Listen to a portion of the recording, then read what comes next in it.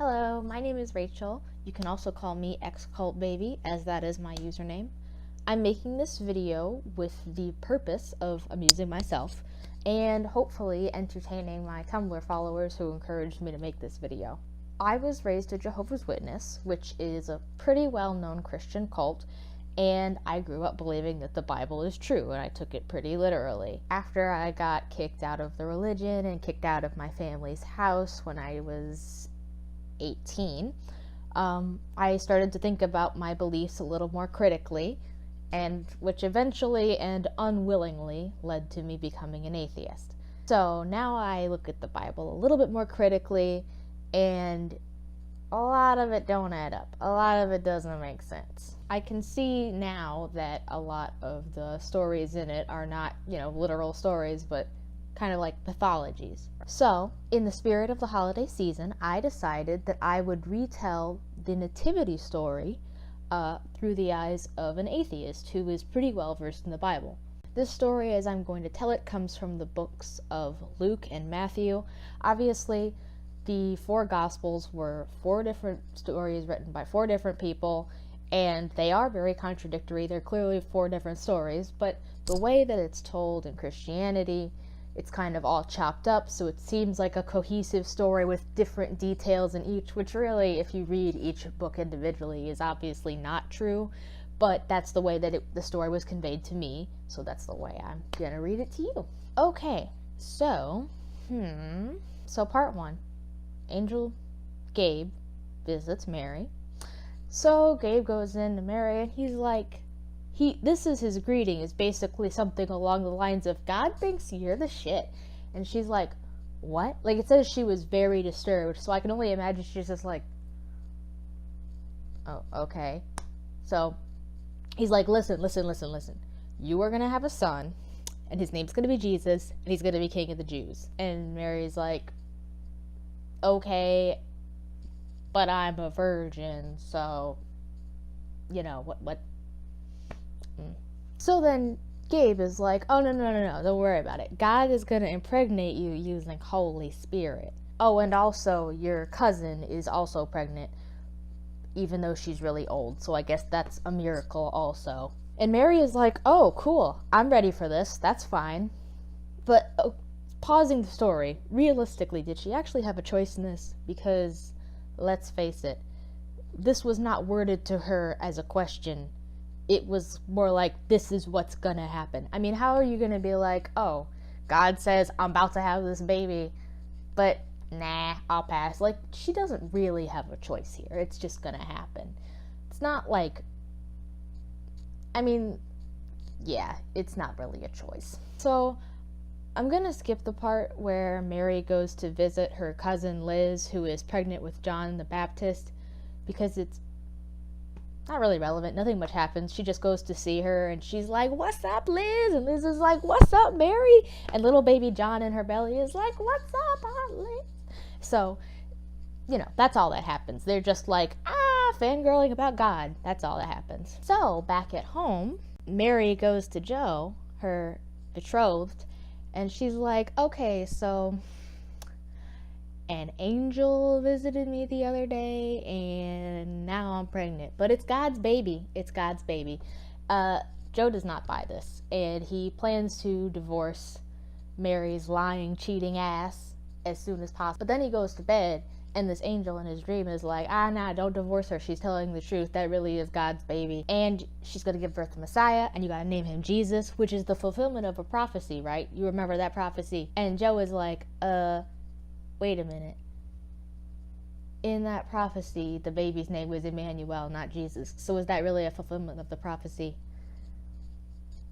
And also, how is that prophecy even really related to the coming Messiah? Like, these prophecies are so vaguely worded that it could literally mean, like, almost anything. And if anything, even remotely close to what's happening, or what's being described actually happens, then you can be like, oh, it's the fulfillment of a prophecy. And the angel was like, I don't know, man.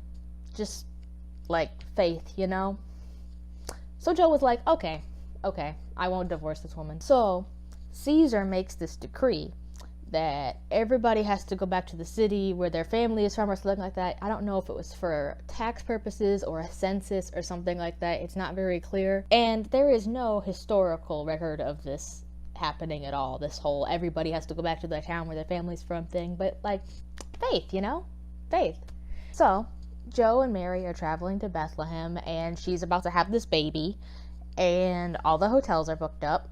So she gives birth in a barn, and mother and child die of infection. Just kidding. They both live. But like, seriously, why, if this is like God's son, why could he not have provided anything better than a barn?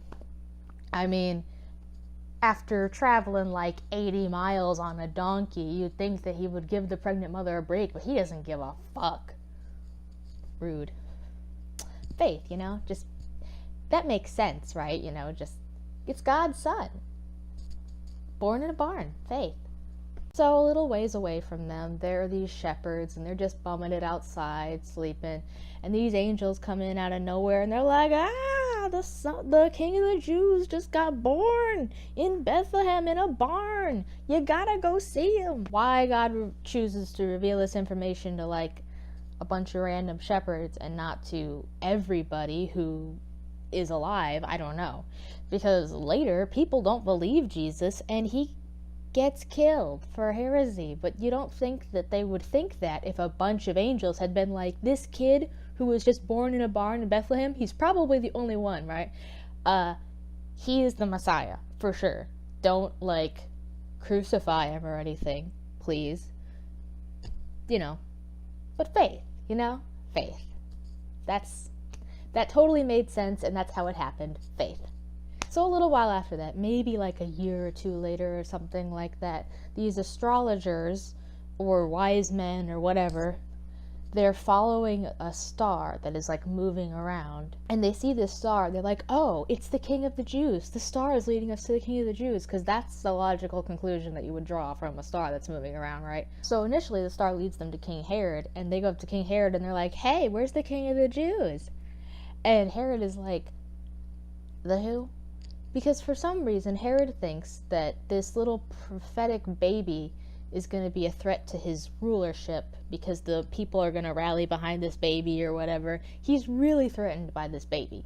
So he tells the three men, okay, go find this baby, this Jesus, this king of the Jews, and then when you see him, let me know where he's at, because I want to go and like worship him too. Totally. That's totally my motivation.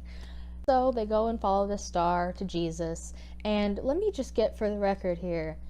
The Bible refers to Jesus as an infant with the whole manger thing. And then by the time the astrologers find Jesus, he's referred to as a young child. So I feel like a significant amount of time has passed at this point. Like maybe at least like a year or two. You know, he's a toddler at this. So they give him the gifts and everything. And then they have a dream where God's like, don't fucking tell Herod. So they don't. They just skedaddle. So Herod is obviously pissed that they did not come back. And he sets out a decree that all the babies under the age of, all of the baby boys under the age of 2 have to be killed in the Bethlehem area. But Jesus doesn't get killed because God warns Joe in a dream, hey, you better get your wife, get your kid, and get the hell out of Bethlehem. Go to Egypt for a little while until Herod is dead, okay? So they get out alive. And then there's this huge fucking massacre of babies, which, again, did not happen, historically speaking. It didn't happen. But faith, you know? So here's a question that I have now. Why in the hell did God let this massacre thing happen to all these little baby boys instead of just, I don't know, striking Herod down, not letting the wise men go to Herod in the first place, just like literally anything. And when I say literally anything, I mean if this is supposed to be an all-powerful, all-knowing, all-loving God, he literally could have done like anything else. Instead of protecting this one baby, well, I mean, obviously it's his baby, but still. Instead of just protecting his baby, He could have done literally anything to protect all the other babies who were killed because of the one baby. But faith, right? Fucking faith. So, that's the story of Jesus. That's the story of the Nativity. Maybe I will do another Bible story sometime. I love doing these. I love it. It's super fun. It took me a little while to get in front of the camera, but it's really fun, I promise. And I hope that you guys enjoyed it too.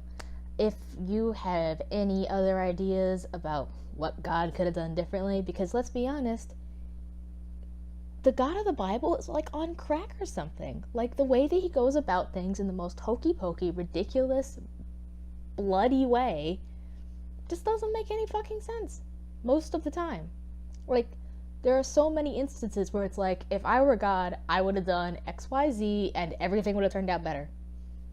Like, yeah, so if you have any moments like that in the Bible, let me know. If there's any other Bible story you want to hear me do, let me know. If there's anything else pertaining to my beliefs or my former beliefs, like being a Jehovah's Witness and how crazy that was, if you want to know stuff about my life, whatever, just let me know what you want to see, and I'll try to provide it for you. Thanks for watching.